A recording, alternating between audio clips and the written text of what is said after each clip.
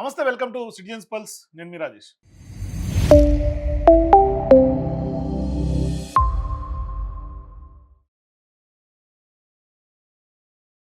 ఎట్టకేలకు వెస్ట్ బెంగాల్లో బీజేపీ కాషాయ జెండా ఎగరేసింది. అయితే మమత కోట పైన ఇవాళ కాషాయ జెండా ఎగురుతోంది. సుదీర్ఘంగా మమతా బెనర్జీ వెస్ట్ బెంగాల్లో 15 ఏళ్ల పాటు ఆధిపత్యం చెలాయించింది. మరి ఆమె పాలనకు, ఆమె యొక్క రాజకీయానికి కూడా కొంత చరమగీతం పాడిందా బీజేపీ అని అనిపిస్తోంది. మరి ఇవాళ ఆమె పాలనకు బ్రేక్ వేసింది బీజేపీ. సుదీర్ఘంగా అనేక అస్త్రశస్త్రాలు వాడింది బెంగాల్లో. భారీ ఆధిక్యం దిశగా ఇవాళ బీజేపీ క్లీన్ స్వీప్ చేసింది బెంగాల్.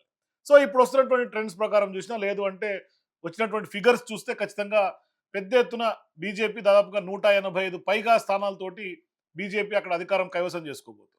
సో ఈ నేపథ్యంలో టీఎంసీ కేవలం 100 లోపే పరిమితం అయ్యే పరిస్థితులే అక్కడ కనిపిస్తుంటే, ఆ ఎంత యాంటీ ఇన్కంబసీ ఇవాళ బీజేపీ మమతా బెనర్జీ పైన అక్కడ ప్రజల్లో ఉంది అని మనం అర్థం చేసుకోవాలి.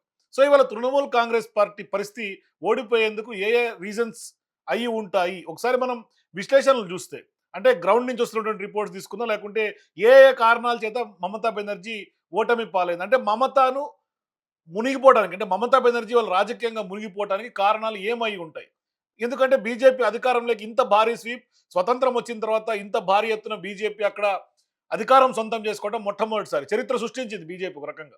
అంటే గతంలో ఎన్నడూ లేనటువంటి విధంగా ఒకసారి బీజేపీ సహజంగా కూడా ఎక్కడైతే పోగొట్టుకుంటారో అక్కడ ఎత్తుక్కునేటువంటి ఒక కల్చర్ బీజేపీకి ఉంటుంది. కానీ ఇవాళ బీజేపీ అక్కడ అధికారంలోకి వచ్చిన తర్వాత మమతా బెనర్జీ మునిగిపోవడానికి, ఓడిపోవడానికి ఒకసారి 7 షాకింగ్ రీజన్స్ కనిపిస్తూ ఉన్నాయి. ఆ యొక్క 7 షాకింగ్ రీజన్స్ ఏంటి అంటే, ప్రధానంగా ఇవాళ ఎం ఫ్యాక్టర్ అనుకోవాలి. అంటే 7 ఎమ్ములతో ఆమె మునిగిపోయింది. ఏంటి ఆ 7 ఎమ్ములు అని కనుక చూస్తే, బీజేపీ అధికారంలోకి రావడానికి ప్రధానంగా ఓటర్లు మమతా బెనర్జీని తిరస్కరించారు. అట్లాగే మార్పు కూడా కోరుకున్నారని చెప్పుకోవాలి. మరోవైపు ప్రజల్లో ఆ ప్రభుత్వం మీద ఉన్నటువంటి వ్యతిరేకత, మార్పు అవసరమని బీజేపీకి పెద్ద ఎత్తున అధికారం కట్టబెట్టారు, ఆ నినాదం తీసుకెళ్లారు. అయితే వీటితో పాటుగా ఎం అనే ఫ్యాక్టర్ కూడా టీఎంసీ ఓటమికి ప్రధానమైనటువంటి కారణం అనేది స్పష్టంగా ఇప్పుడు తెర మీదకి వస్తున్నటువంటి విశ్లేషణలు. సో ఎం అంటే ప్రధానంగా మహిళలు. మొట్టమొదటిగా అంటే గత 3 టర్ములు టీఎంసీ విజయానికి మహిళలు తోడ్పాటును అందించారు. ఇప్పుడు ప్రధాన కారణం గత ఎన్నికల్లో విజయానికి మహిళలు ఏ విధంగా కారణమయ్యారో, అయితే ప్రధానంగా మహిళలే ఈ ఓటమికి ఈసారి కారణం అని చెప్పుకోవచ్చు. ఆర్జీకర్ ఘటన, సందేశ్ ఖాళీ నినాదం, మహిళలపై భద్రత పైన నీలి నీడలు కమ్మేలా వెస్ట్ బెంగాల్లో పెద్ద ఎత్తున చర్చనీయాంశంగా మారటం, బీజేపీ ఈ అంశాలను ప్రధానంగా రాజకీయంగా ఉపయోగించుకోవటం, ఆర్జీకర్ బాధితురాలు తల్లిని ఏకంగా ఎన్నికల బరిలో దింపటం, ఆమె ఇవాళ విజయం సాధించడం. సో ఇట్లా మహిళా సెంటిమెంట్ని బీజేపీ స్పష్టంగా క్యాష్ చేసుకుంది, రాజకీయంగా వాడుకుంది, దాన్ని ఓట్ల రూపంలో మార్చుకుందని చెప్పుకోవాలి. ఇక మహిళల తర్వాత నెక్స్ట్ ఎం ఫ్యాక్టర్ ముస్లిమ్స్. బెంగాల్లో టీఎంసీ సాంప్రదాయంగా ఉన్నటువంటి మైనారిటీ ఓట్ బ్యాంకును కూడా ఇవాళ బీజేపీ కొల్లగొట్టింది, స్ప్లిట్ తీసుకురాగలిగింది. ఆ యొక్క ఓట్ బ్యాంకు పైన ఆధారపడినటువంటి టీఎంసీకి దెబ్బపడింది.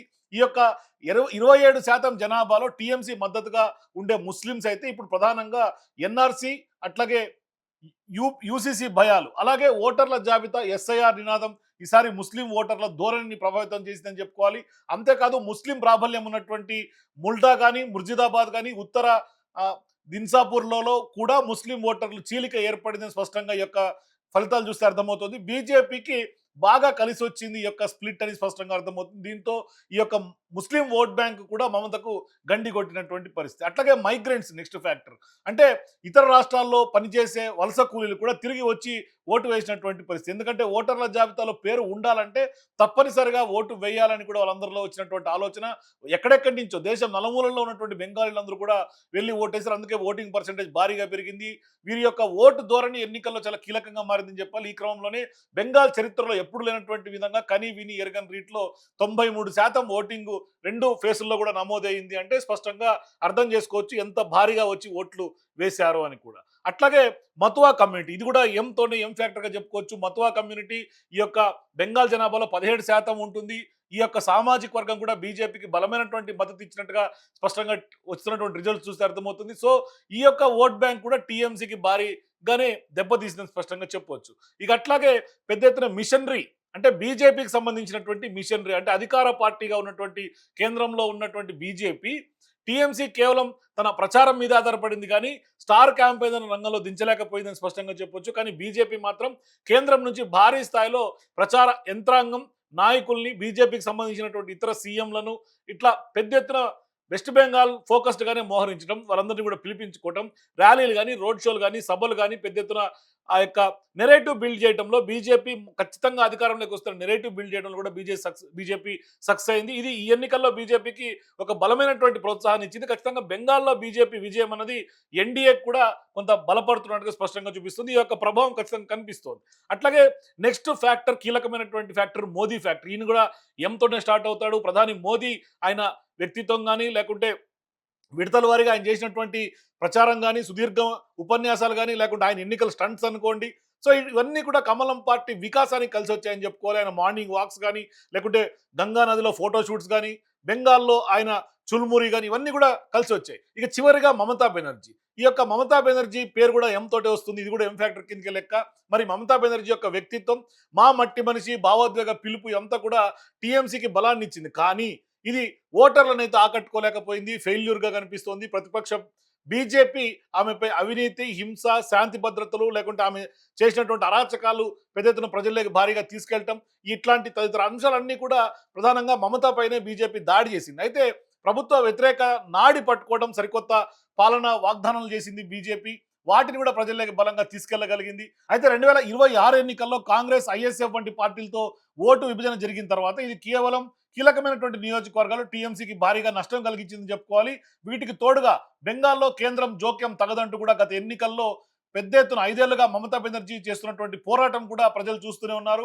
మరోవైపు ఎన్నికల కమిషన్ ప్రత్యేక సవరణలు దాదాపుగా 91 లక్షల ఓటర్లు ఏదైతే ఎస్ఐఆర్ పేరుతో అక్కడ ఓటర్ లిస్టులో మార్పులు జరిగినా తీసేశారు. వీటిపైన కూడా ఆమె తెలిపినటువంటి అభ్యంతరాలు, పెద్ద ఎత్తున ఉద్యమానికి దిగినటువంటి నేపథ్యం, ఇవన్నీ కూడా టీఎంసీ వైపే ప్రజల్లో కొంత సింపతిని అయితే రాబట్టుకోవాలి. కానీ రాబట్టుకోలేకపోయి ఇక్కడ కూడా మమతా బెనర్జీ ఫెయిల్యూర్ గానే చెప్పాల్సినటువంటి అవసరం ఉంది. సో ఇట్లా మొత్తం ఓవరాల్ గా మమతా బెనర్జీ అడ్డాలో బీజేపీ జెండా ఎగరటానికి కీలకమైనటువంటి 7 ఎం ఫ్యాక్టర్లతోటి, ఈ యొక్క షాకింగ్ రీజన్స్ తోటి మమతా బెనర్జీ ఖచ్చితంగా ఇవాళ మునిగిపోయిందని చెప్పుకోవాలి. మరి భవిష్యత్తులో మమత ఓడిపోతే ఏం జరగబోతుందనే విశ్లేషణలు చాలా వరకు తెర మీదకి వస్తున్నాయి. మరోవైపు బీజేపీ ఏకంగా మమతను జైల్లో వేసిన ఆశ్చర్యం లేదనే అంశాలు కూడా గత కొంతకాలంగా చర్చనీయాంశంగా మారుతున్నాయి. మరోవైపు ఇప్పటికే పెద్ద ఎత్తున మమతా బెనర్జీ, ఆమెకు సంబంధించినటువంటి టీఎంసీ పార్టీ అగ్రనాయకుల మీద బీజేపీ గత కొంతకాలంగా కేంద్ర ఐటీ కానీ, లేకుంటే ఈడీ కానీ, లేదంటే ఇట్లా రకరకాల సంస్థలు ఉపయోగించి కొంత ప్రెజరైజ్ చేస్తున్నటువంటి నేపథ్యంలో భవిష్యత్తులో బెంగాల్ రాజకీయాలు మరింత కొంత క్రియాశీలకంగా మారే అవకాశాలు ఉంటాయి. పెద్ద ఎత్తున చర్చనీయాంశంగా మారే అవకాశాలు ఉంటాయి. కొంత అంటే ఒక రకమైనటువంటి ఉద్రిక్తత వాతావరణాలు కూడా భవిష్యత్తులో చూడక తప్పదు. ఎందుకంటే పోలింగ్, కౌంటింగ్ తర్వాత కూడా కేంద్ర బలగాలు అక్కడే మోహరిస్తామని గతంలో అమిత్ షా ఇచ్చినటువంటి స్టేట్మెంట్ ఖచ్చితంగా ఈ సందర్భంగా గుర్తు చేసుకోవాలి. స్పష్టంగా మరింత ఉద్రిక్త వాతావరణం ఉండే అవకాశాలు ఉంటాయి. ఇప్పటికే మమతా బెనర్జీ అనేక ఆరోపణలు చేస్తోంది. ఎన్నికల జరిగిన రోజు నుంచి, అంటే ఫేజ్ 1 పోలింగ్ అప్పుడు, ఫేజ్ 2 పోలింగ్ అప్పుడు ఎన్నికలు అవన్నీ ఓట్లు నిక్షిప్తం తర్వాత స్ట్రాంగ్ రూమ్కి సంబంధించినటువంటి ఆరోపణలు చేశారు. ఆఖరికి ఇవాళ ఉదయం కూడా ఆమె కీలకమైనటువంటి స్టేట్మెంట్స్ చేశారు. సో ఇవన్నీ చూసిన తర్వాత భవిష్యత్ కాలంలో ఖచ్చితంగా టీఎంసీ వర్సెస్ బీజేపీ వార్ మరింత ముదిరే అవకాశం ఉంటుంది. కానీ బీజేపీ కొంత పైచేయి సాధించే అవకాశాలు స్పష్టంగా కనిపిస్తున్నాయి. మరి మమతా నెక్స్ట్ కార్యాచరణ ఏ విధంగా ఉండబోతుంది, ఏం జరగబోతుంది బెంగాల్లో? మీరు కూడా మీ అభిప్రాయాల కింద కామెంట్స్ చెప్పండి. For more videos please watch citizens pulse.